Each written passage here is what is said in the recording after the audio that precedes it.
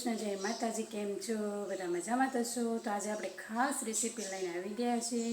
તો આજે આપણે માલપુવા બનાવવાના છે અને માલપુવા વગર તો શ્રાવણ મહિનો અધૂરો જ છે। તો શ્રાવણ મહિનાની હવે થોડા દિવસોની વાર રહી છે, તો આપણે માલપુવાની રેસીપી શેર કરીશું। તો ચાલો બનાવવાની શરૂઆત કરી દઈએ। બનાવવા માટે મેં અહીંયા 1 કપ ઘઉંનો લોટ લીધો છે, 1 નાની વાટકી મિલ્ક પાવડર લીધો છે અને અડધી વાટકીથી થોડું વધારે દૂધ લીધું છે। તો આપણે 1 તપેલી લીધી છે, તેમાં આપણે આ 1 કપ ભરીને ઘઉંનો લોટ લેવાનો છે।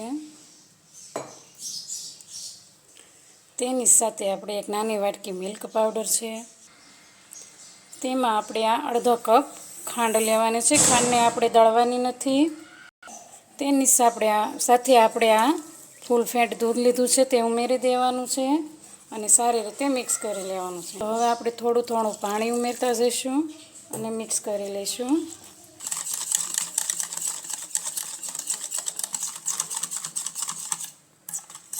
તો હવે આપણે છે ને, તો મેં અહીંયા 2 થી 3 એલચી લીધી હતી અને તેમાંથી દાણા કાઢી લીધા હતા અને તેનો અધકચરો ભૂકો કરી લીધો હતો।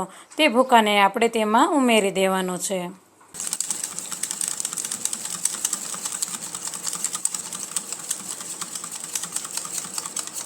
તો મેં આને 10 મિનિટ જેટલું ફેંટી લીધું છે।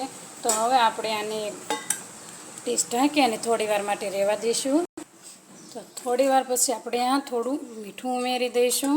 આપણે ગમે તે મીઠી વસ્તુ બનાવતા હોય તો તેમાં થોડું મીઠું ઉમેરીએ તો તે વધારે સ્વાદમાં સારું લાગે છે। તેની સાથે આ ફૂડ કલર છે,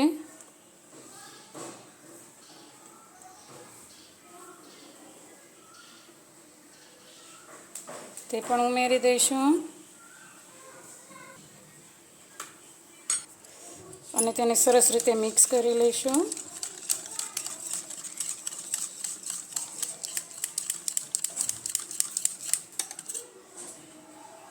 તો આપણે આ બેટર તૈયાર થઈ ગયું છે।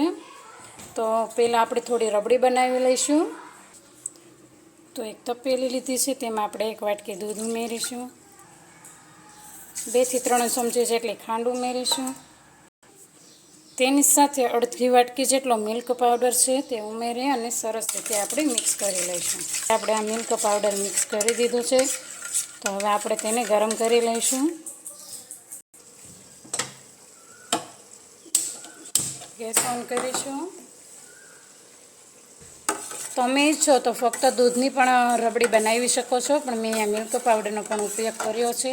તો હવે આપણે આ ઘટ્ટ થઈ જાય ત્યાં સુધી આપણે તેને હલાવતા રહેવાનું છે।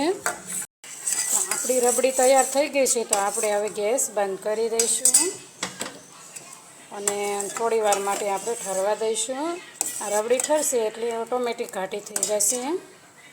અહીંયા તેલ ગરમ થવા માટે મૂકી દીધું છે અને તમે જો પહેલાં 2 માલપુઆ મેં પાડ્યા ને, તે બહુ વધારે નથી સારા થયા, કારણ કે બેટર થોડું ઢીલું પડ્યું હતું ને। આપણે પહેલી વાર જ આપણે આ માલપુઆ બનાવ્યું છે, પછી થોડો ઘઉંનો લોટ નાખી થોડું જાડું કરીને આ માલપુઆ આપણે બનાવ્યો તો કેવા સરસ પડ્યા છે।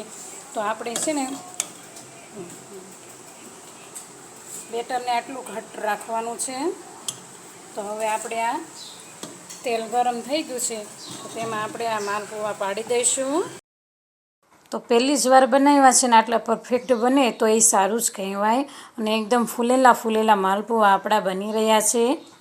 જો વિડીયો પસંદ આવે તો લાઇક, શેર અને સબસ્ક્રાઈબ કરવાનું ભૂલતા નહીં। તમે પણ જરૂરથી ટ્રાય કરજો, ખૂબ જ સરસ બને છે।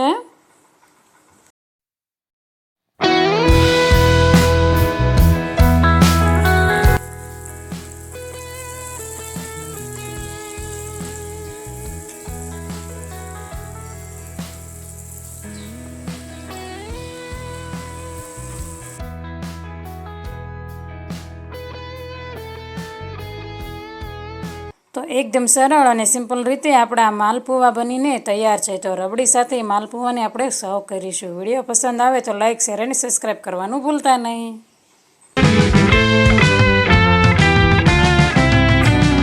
વિડીયો ગમ્યો હોય તો લાઇક, શેર અને સબસ્ક્રાઈબ કરવાનું ભૂલતા નહીં। તો મળીએ હવે નેક્સ્ટ વિડીયોમાં, ત્યાં સુધી આવજો।